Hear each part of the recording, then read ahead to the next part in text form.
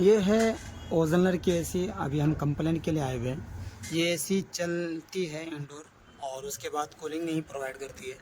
ये है non inverter AC और इसके अंदर में जो प्रॉब्लम है कस्टमर का वो सिर्फ ये इंडोर चलता है, आउटडोर नहीं चलता। और इस कंडीशन में इसकी कूलिंग नहीं समझ में आती है।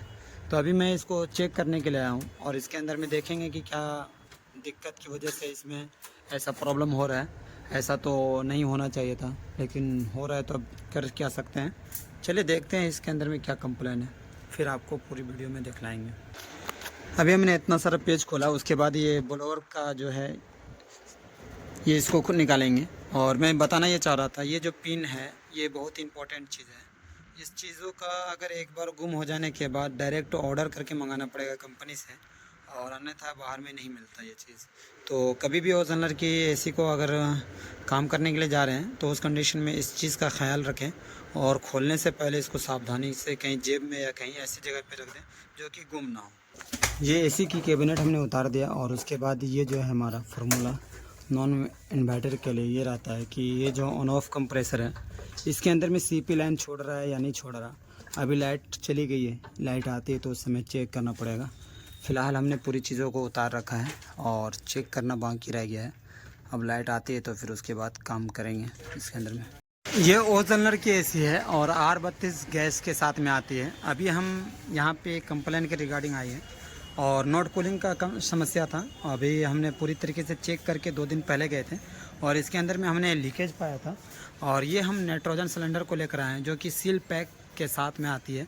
और इसके अंदर का भी सील हम जैसे खोलेंगे और उसके बाद प्रेशर इसके अंदर में डालना होता है। तो इस चीज़ को हम कैसे क्या करते हैं प्रोसेस के अंदर, वो चीज़ हम दिखलाना चाहेंगे इस वीडियो के माध्यम से। अभी जो सील पैक है वो इसके अंदर में जो प्रेशर आता है वो नाइट्रोजन का प्रेशर हाई प्रेशर होती है और इस कंडीशन में हमें बड़ी सावधानी पूर्वक इसमें काम करना पड़ता है। और अगर कोई टेक्नीशियन नए हैं तो सावधानी पूर्वक उसके लिए बहुत ही ज़्यादा ज़रूरी है। अगर ना इस तरीके से किया जाए तो इसमें फटने का चांस बहुत ज़्यादा होता है। एसी का भी और नाइट्रोजन सिलेंडर और चार्जिंग लाइन जितनी भी चीज़ें हैं वो इस प्रकार से वो बहुत कमज़ोर होती है, जिसकी वजह से इसमें नाइट्रोजन का बहुत ही ज़्यादा कड़ा भाग में प्रेशर होता है। तो मैं ये कहूँगा कि अगर आप नए टेक्नीशियन हैं तो अपने साथ में 2 लोग होना ज़रूरी है, एक हेल्पर और एक टेक्नीशियन हो, ताकि आपकी एक मदद कर सके और इस कंडीशन में आपके कोई भी ऐसी ना हो कि जो कि आपको कुछ हानि पहुंचा सके।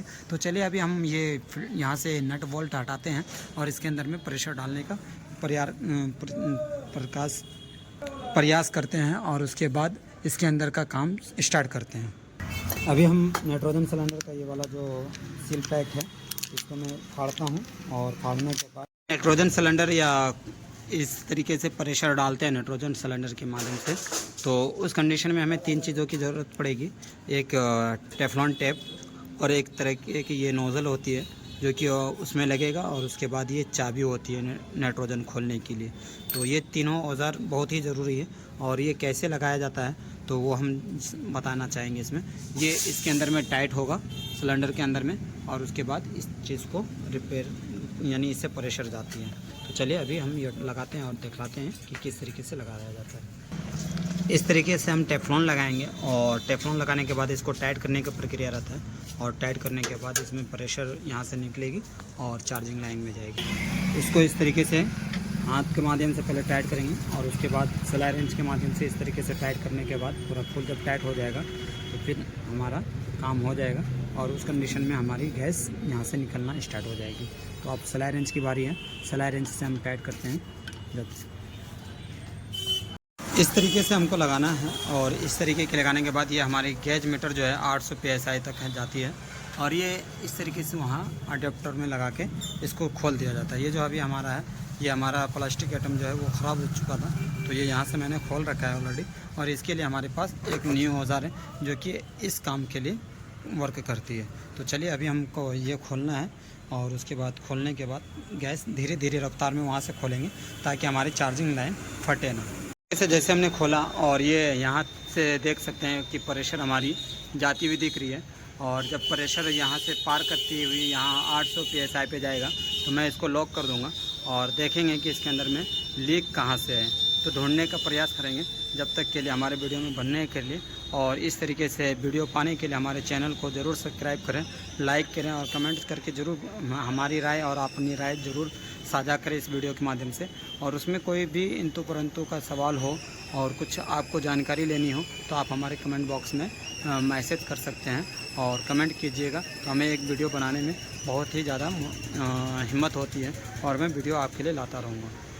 इस तरीके से हमने अभी तक प्रेशर जो डाला है 650 के आसपास में मैंने प्रेशर इसमें होल्ड किया है। और ये होल्ड करने के बाद एक छोटा सा एक फ़ोटो ले लेंगे और फ़ोटो लेने के बाद ये ध्यान में रखेंगे कि यहाँ तक हमने प्रेशर डाला है और ये कितने देर में ड्रॉप कर जाती है। और फ़ोटो लेने का मतलब ये है कि सेम टू सेम आप मैच कर सकते हैं कि ये कितने देर में ड्रॉप कर रही है या नहीं भी कर रही है, तो ये पता चल जाएगा लीकेज का। तो चलिए अब हमने यहाँ तक प्रेशर डाल के छोड़ दिया है और छोड़ने के बाद इसको थोड़ा देर वेट करेंगे कि ये प्रेशर ड्रॉप हो रहा है या नहीं। अगर हम बारीकी से चेक इन करते हैं तो इस तरीके से ये पता चलता है कि हमारा जो घड़ी का गेज है इन दोनों में फ़र्क इतना सा आएगा कि ये पहले का फ़ोटो है, ये जो मोबाइल में दिख रहा है ये पहले का फ़ोटो है और ये वाला जो फ़ोटो है अभी के लिए, अभी जो वीडियो बन रही है लगभग 1 घंटा पहले हमने इस फ़ोटो को मोबाइल में खींचा था। और उसके बाद इस फ़ोटो में ये समझ में आया कि ये फ़ोटो जो है कि इस फ़ोटो को देखने के बाद ये समझ में आया कि 1 घंटा के बाद इतना सा 1 पॉइंट गैस घट सकती है। तो लीकेज कहाँ है नहीं है वो अभी तक नहीं मिला है, अब ढूंढने के प्रयास करेंगे कि कहाँ है। तरीके से पूरी कोयल इसके अंदर से निकाल लिया जाता है इंडोर के अंदर से और उसके बाद इसको अलग से प्रेशर डाल के कहीं दूर तालाब में या कोई ऐसा अपने पास ऐसा जुगाड़ होता है जो कि जहाँ पर हम इसको डुबा सकें, तो उस कंडीशन में हम लेके जाएंगे। और उसके बाद यहाँ पे इसके अंदर में प्रेशर डाले हुए हैं और उसके बाद पानी में डुबा के चेक इन करेंगे कि असल में ये लीकेज है कहाँ से। वैसे तो ऑयल इस 3 भागों में से आ रहा है, लेकिन ये कन्फर्मेशन नहीं है कि ये यहीं पर से लीकेज हो या हो भी सकता है कि या नहीं भी हो सकता है। तो चलते हैं, इसको अभी तालाब में लेके जाएंगे और तालाब में ले जाने के बाद इसको डुबाएंगे और पता चलेगा कि लीकेज है कहाँ से। भाई एसी के कंप्लेंट पे जाते हो नोट कूलिंग वाले पे, तो इस तरीके का पोखर खोजना पड़ेगा और इस कोयल को जो है ना डुबाना पड़ेगा, तब समझ में आएगा कि इसमें लीकेज है या आउटडोर में लीकेज है। अभी तो फाइनल हो चुका था, हम लोगों ने यहाँ तक किए थे कि कॉपर पाइप और ये सब में डाल दिए थे। अब ये पोखर में डुबाने के लिए लेकर आए हैं कोयल को और डुबाते हैं और देखते हैं कि कहाँ पर से लीकेज है। ये पोखर है गुड्डा का और देख सकते हैं भैया एक टीम वहाँ है जो कि हमारे नाइट्रोजन लेकर आ रहा है और एक टीम ये है जो कि कोयल को लेकर आया है और दोनों को डुबाएंगे अभी पूरी तरीके से नाइट्रोजन डाल के, तब पता चले। और देख भाई पानियों नहीं मिलता है, देख लो कितना छोटा सा पोखर है और बड़ा सा पोखर है लेकिन पानी बहुत कम है। देख भाई इस तरीके से चेक इन करने के लिए ये पूरी तरीके से हमने हटा रखा है और पूरी कोयल का तो अभी बुलबुला मारा है, लेकिन इस पॉइंट से हमारा कोयल लीक है। ये जो हमारे उंगली का निशान है इस पॉइंट से कोयल लीकेज है और यहाँ से लीक करने के बाद अब कहीं और से लीक तो नहीं है, लेकिन पता ये चल रहा है कि अभी तक अस्थिर होने देते हैं थोड़ा सा, फिर समझ में आएगा कि हाँ फाइनली वहीं से लीकेज है या कहीं दूसरी जगह से। लेकिन वहाँ 2 जगह से बुलबुली मारा जा रहा है, एक इस कोने से और एक उस कोने से। यही है बड़का पोखर का थोड़ा सा फ़ायदा कि मिल जाएगा तो कोयल पूरी तरीके से आप चेक कर सकते हैं। ये देखिए पूरी तरीके से हमने डुबा रखा है, डुबाने के बाद तब समझ में आता है कि हाँ हमारा कोयल और कहीं से लीकेज नहीं, बस एक जगह से कोयल लीकेज है।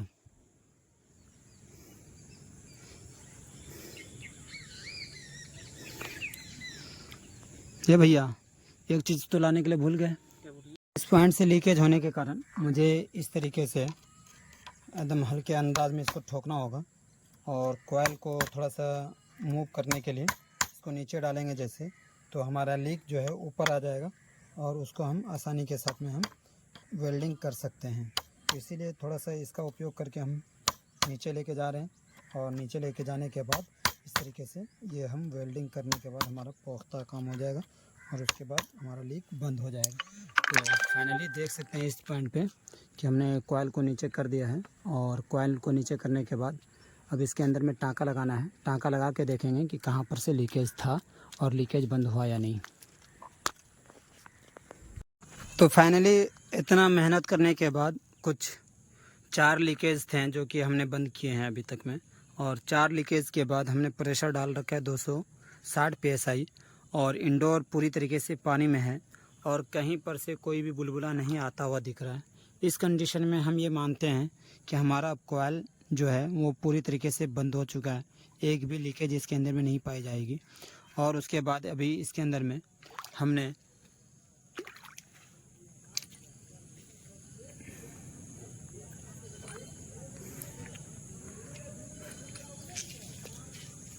हमें इस तरीके से पानी में डुबाने का फ़ायदा ये मिलेगा कि कस्टमर भी इस तरीके से सेटिस्फाई हो जाएंगे हमारी सर्विस के अनुसार, और एक भी पानी का बुलबुला कहीं पर भी कोई भी दिख नहीं रहा है।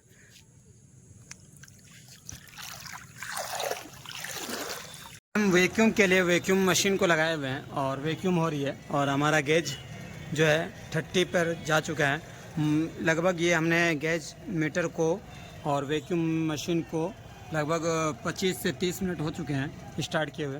और वॉशिंग ये इस तरीके से वैक्यूम होने के बाद मुझे यहाँ पर होल्ड करने के लिए इस गेज मीटर को लॉक करना होगा, और लॉक करने के बाद ये तार हमने खोल रखा है जो कि आउटडोर में लगाने हैं, और उसके बाद इसको ऑफ़ करते हैं, और उसके बाद हम ये यहाँ से ऑफ़ करने के बाद वहाँ से तार को लगाते हैं।